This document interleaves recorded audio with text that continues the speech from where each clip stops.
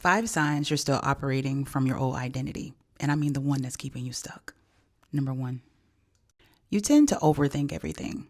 And hear me out, sis. Believe me, I'm on the road to being a retired overthinker. But this is what happens when you tend to overthink. You sit in the strategy of things. You want to overlook the process again. You want to make sure you got the right materials and the right resources. There are a lot of people out here, people and businesses that are winging it, sis.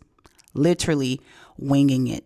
And they are millionaires. Not to say that you don't care about the process and you don't want your business or your idea to be great, but sitting on it does not produce results. So take action and stop overthinking. Okay. Now, number 2 is really the prelude to number 1, and that is seeking validation before you move forward. Majority of the time, you're trying to be reassured, or you need a consensus of, people to tell you that you're on the right path and you're doing the right thing. And ultimately, your confidence is dependent upon what people think about you, not your internal certainty. Listen to me. It's not worth it, love. If you have something within your spirit that needs to be done, stop asking everybody if it's okay for you to do it. Do it. And be confident that it's going to work out in your favor. Trust me on that. Number 3, you keep breaking all of your promises you made to yourself. Now hear me out. If your man or your woman were to break their promises to you all the time, you would be acting a donkey, losing your mind. But when it comes to you, you break your promises all the time. And essentially what happens is it will weaken your self-trust and reinforce the belief that you can't rely on yourself.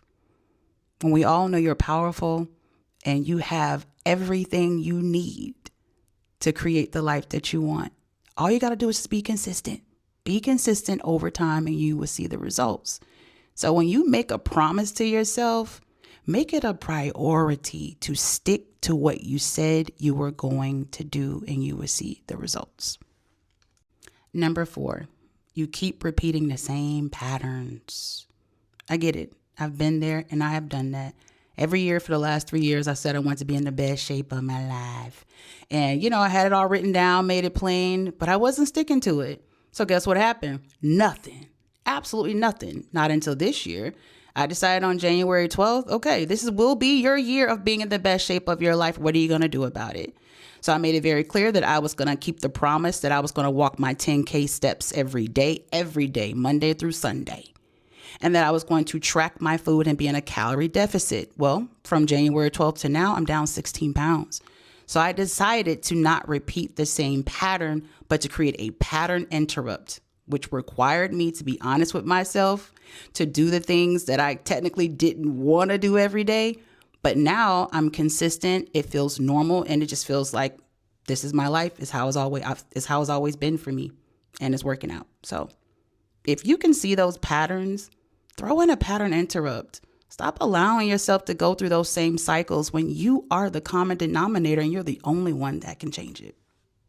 And number 5.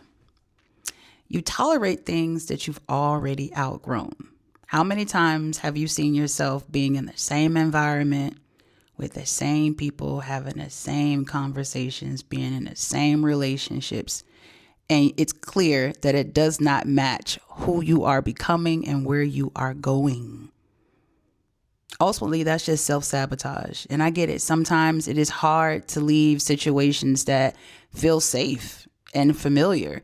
But if you're honest, it no longer serves you. And there's nothing wrong with that.